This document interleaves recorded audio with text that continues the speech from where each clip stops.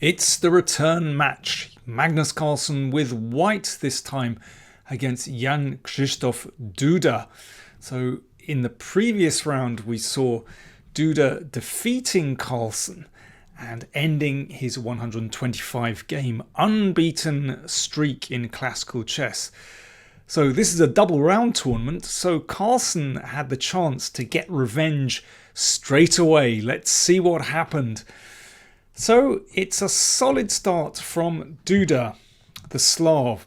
Also interesting to see Carlsen really is majoring on d4 these days and still finding lots of tricky little ideas in the opening. We're about to see one in this game too.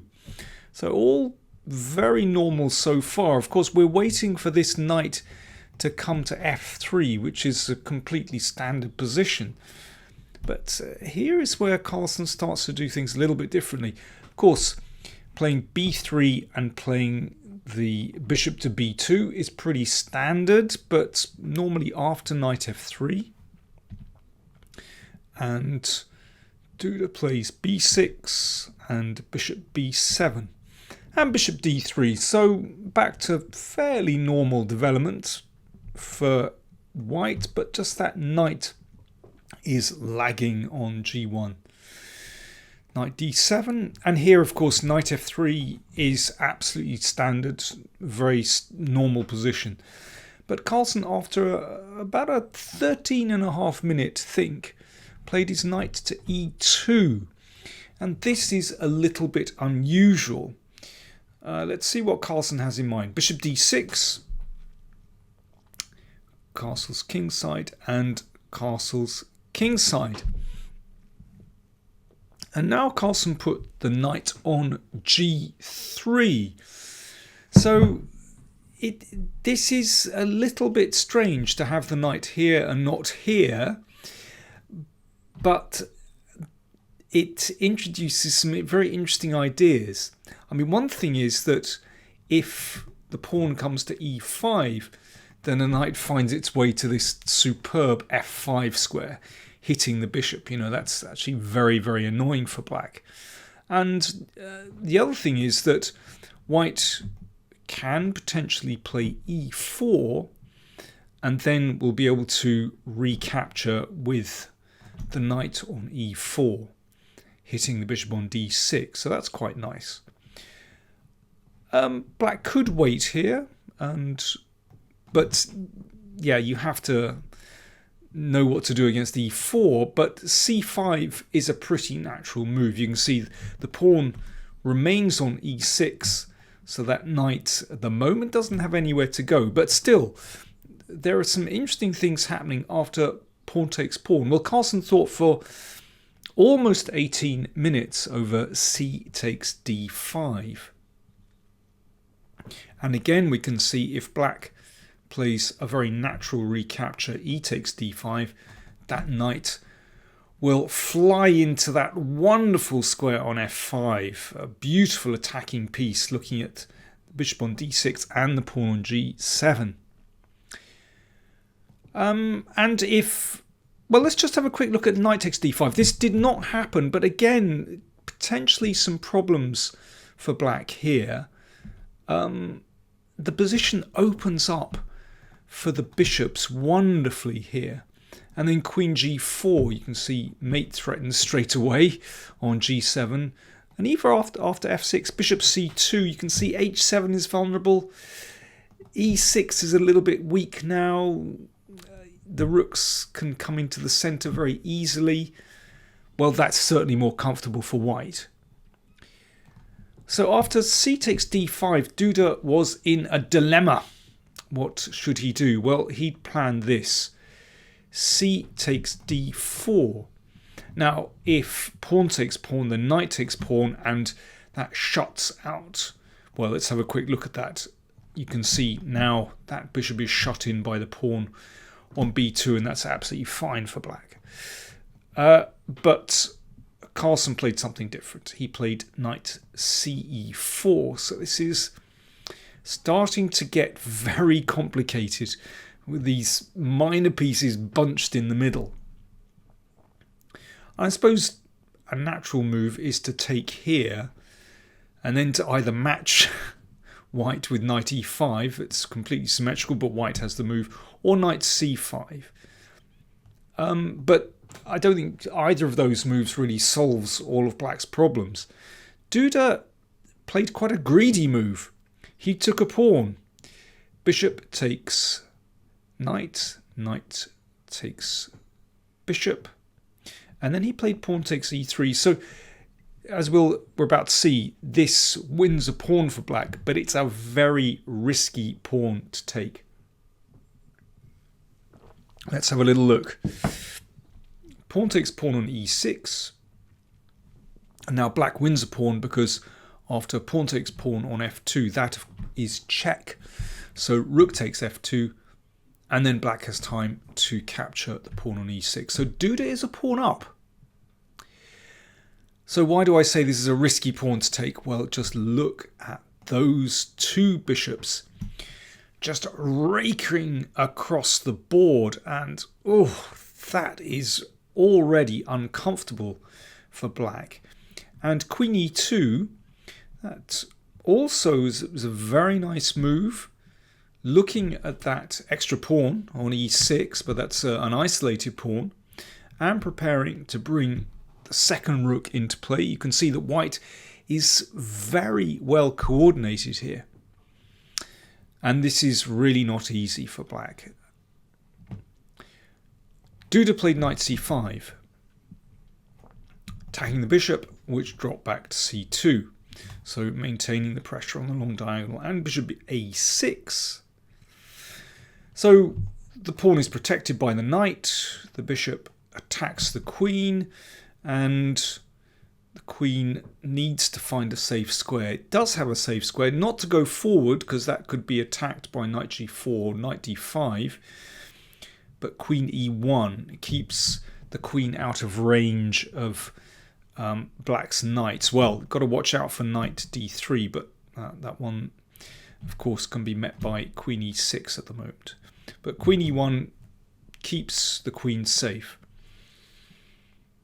And this already is actually a really critical moment in the game. If black gets this wrong, nasty things can happen with those bishops. If you feed this position into a computer, it still thinks that black is actually all right here. But I have to say, looking at this with human eyes, I find this position very, very frightening for black. I would not like to play this at all. The computer thinks that knight d5 is black's best, which at least exchanges a pair of rooks. But white, well, still can get some advantage with pawn to b4, and then the pawn on e6 drops. But Duda played queen e8 after, well, a 16-minute think, which does protect the e-pawn. Carlsen played the rook into the middle, rook d1, and of course covers the d3 square. And Duda thought for, well, another 16 minutes and played rook c8, and this is a big mistake. He should at least have tried rook d8 to exchange rooks, but now after b4, that leaves black with a very difficult decision. That knight doesn't really have a great square to go to. If it goes back to d7, then bishop a4 is such an annoying pin.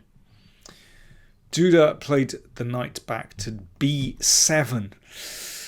Well, that looks pretty ugly. The pieces sort of tread on each other's toes, and that knight, you can see that knight, really, these squares are all covered by white's pieces, so it's completely out of play. And, I mean, white has more than one way to win this position already. Carlsen, after a 12-minute think, played knight to e4. It's a really simple move, and it's a really strong move. Basically, he's knocking out this knight, which does protect black's kingside, and then the bishops, in combination with the queen, just fly down the diagonals. Yeah, it's nasty stuff. For example, if knight takes knight, this didn't happen, but let's just have a quick look. Queen takes, threatening mate on h7. And if queen g6, begging for an endgame, then queen e5. And that opens up this diagonal, attacking the queen. And, well, that one can't be taken, obviously, by the queen because of queen takes g7 mate. I mean, this is just, well, already black is utterly lost here. Knight e4, such a simple move and a very, very strong move. Duda tried knight d5. Rook takes rook check. Queen takes rook. And now that bishop is attacked. And Carlsen just played bishop b1. Such a simple move. And now there is really no defense to the threats to the king side. These pieces just can't get over at all. Well, for example, if let's try knight d6, then just knight g5 attacks h7. e6 is also attacked. That's fatal. Okay, let's try h6 just to prevent knight g5, and then just the knight drops back.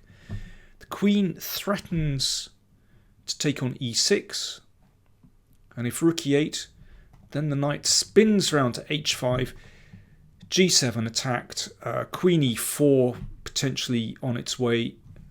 It is a hopeless situation already for black. So after this move, bishop b1, black is lost. Duda played queen takes b4, and Carlsen finished with a flourish. Knight f6 check. And if that's taken, then queen e6 with a double attack. King h8. Queen takes e6 anyway, threatening the rook. The rook really doesn't have a good square to go to. Duda put it out of the way, rook a8. And after queen takes d5, that was the final move of the game. Duda resigned here. It is hopelessly lost. If the knight is taken, then bishop takes f6 mate. If queen takes b2, then queen e4 threatens mate on h7. g6 stops the mate, but then queen e7. And queen h7 mate. Wow. That was the final position. Queen takes d5. 26 moves. Only 26 moves. Carlsen completely crushed Duda. That is revenge. Extraordinary.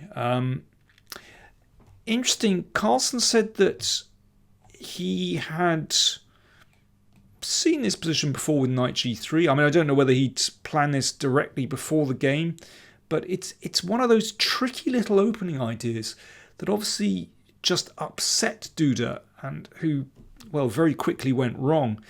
Carlsen seems to have a whole deck of these opening ideas ready to play against his opponents, and yeah, his opening preparation is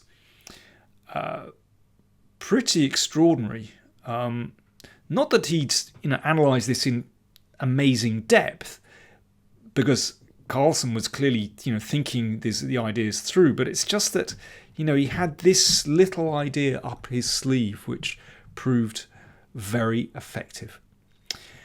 Well, in fact, even after this win, Carlsen is not leading the tournament. Alireza Firuzja is leading the tournament, and I'll be looking at some of his games very soon.